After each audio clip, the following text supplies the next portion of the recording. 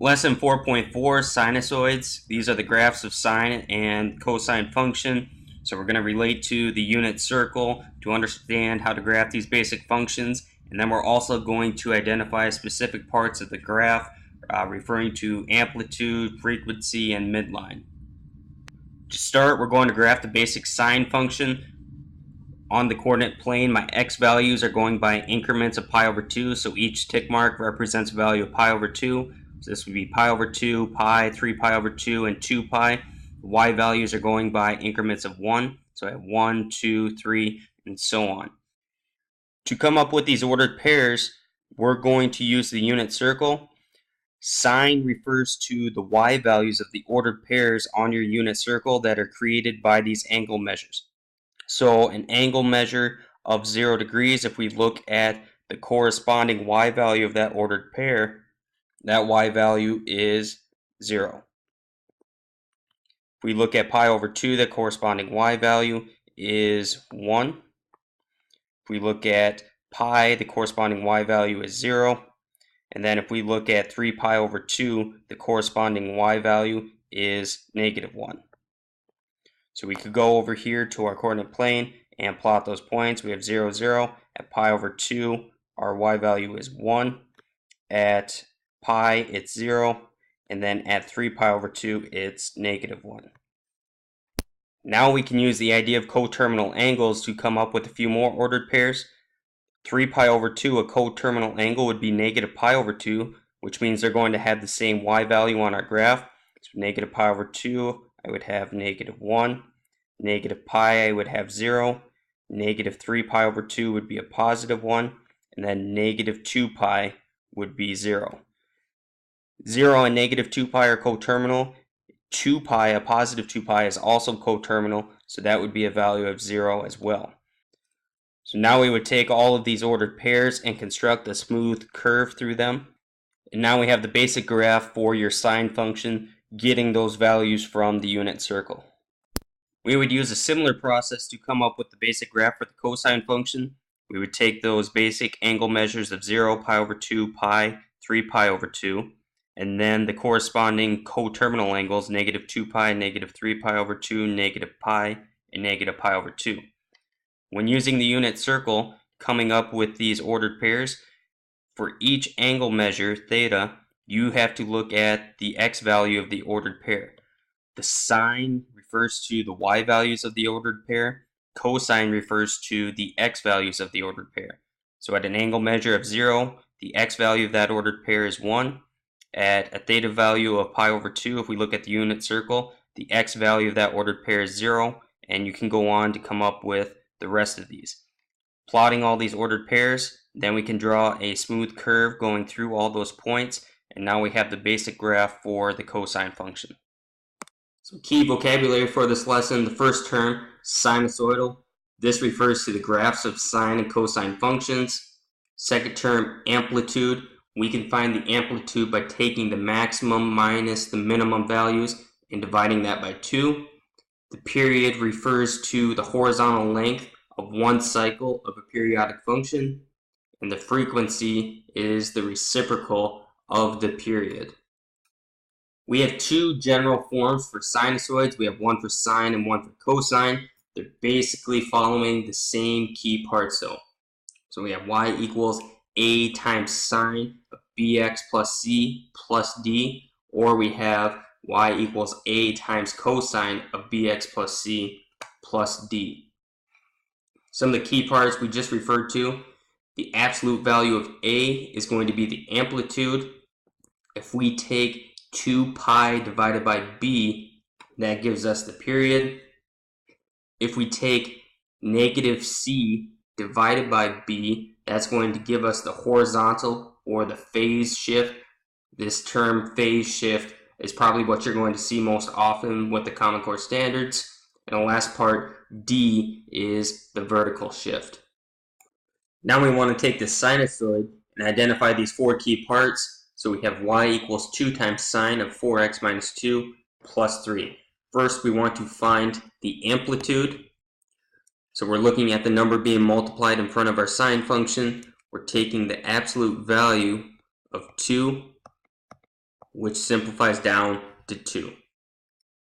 Next, we want to find the period. We find the period of this function by taking 2 pi and dividing that by b. The b value in this case is 4. So 2 pi divided by 4, which will simplify down to pi divided by 2.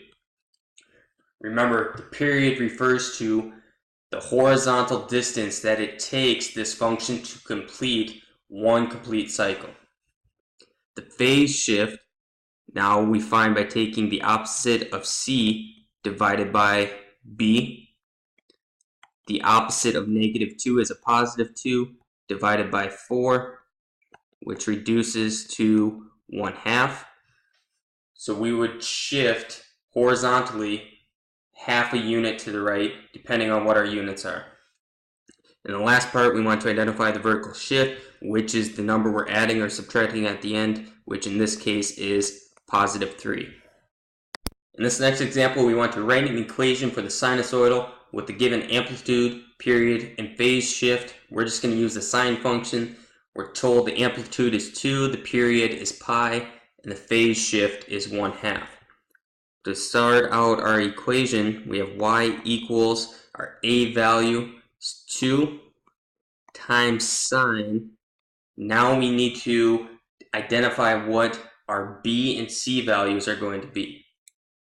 So off to the side, we know the expression for the period is 2 pi divided by b, which is equal to pi in this case. So now if I multiply b across to the other side, we would have 2 pi is equal to pi times b. And then to get b isolated by itself, we divide both sides of the equation by pi. Thus, we get our b value is equal to 2. So over here, we know our b value. Change that back to the correct color. The b value is going to be 2. Now we have to use that information to identify what the c value is going to be. We know that the expression for the phase shift is the opposite of c divided by b is equal to 1/2. And we know b in this case is equal to 2. So the opposite of c divided by 2 is equal to 1/2. If we multiply this 2 to the other side, we get that -c is equal to 1, which implies that c is equal to -1. So to finish off inside the parentheses, we would have -1. We weren't told anything about a vertical shift, so this is our sinusoidal function with the given amplitude, period, and phase shift. In this next example, we want to use the graph to write an equation for the sine function. Starting out, the first thing that we can quickly identify is the amplitude. Okay, our midline is the x-axis. So from the x-axis, we're going to a maximum of 2 and a minimum of -2. So to go from this midline to the maximum is 2 units, or to go from the midline to the minimum is 2 units. Thus, the amplitude is 2. So starting out our equation, we have y is equal to 2 times sine. Now we need to identify what the b value is.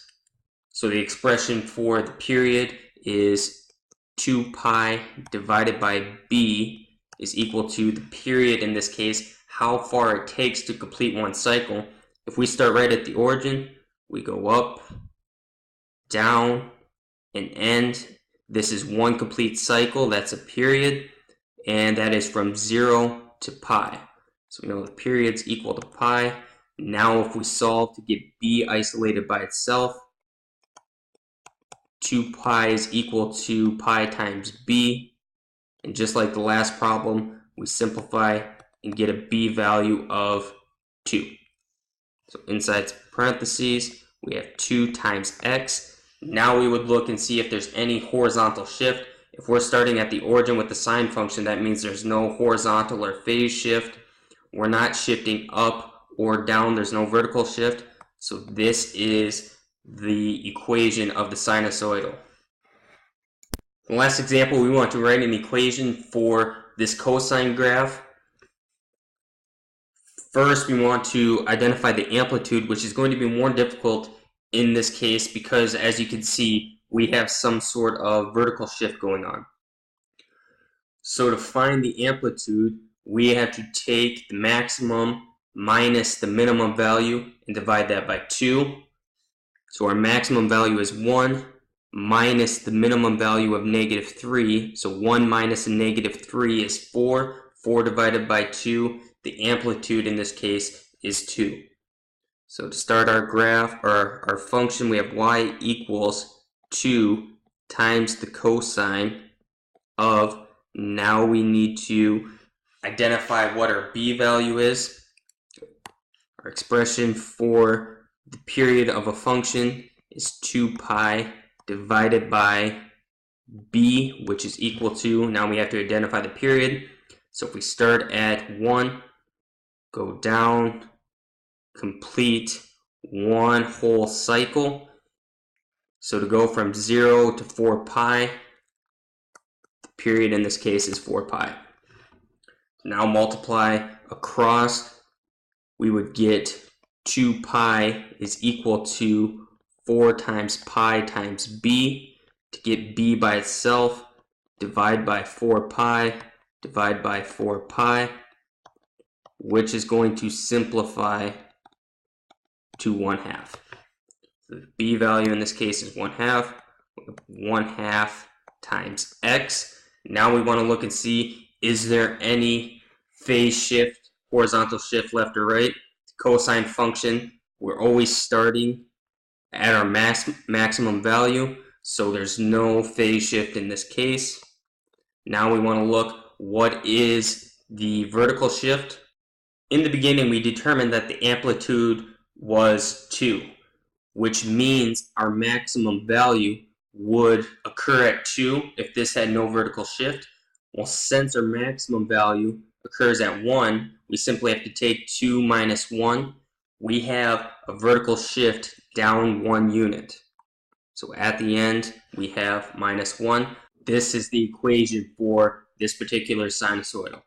In this lesson, we reviewed how to use the unit circle to find the ordered pairs to construct the graph of the basic sine and cosine functions. And then at the end, we talked about how to take a basic sinusoidal equation, identify the amplitude, the period, the phase shift, and the vertical shift. We didn't, in the examples, go through finding the frequency. You just have to remember the frequency refers to the reciprocal of the period.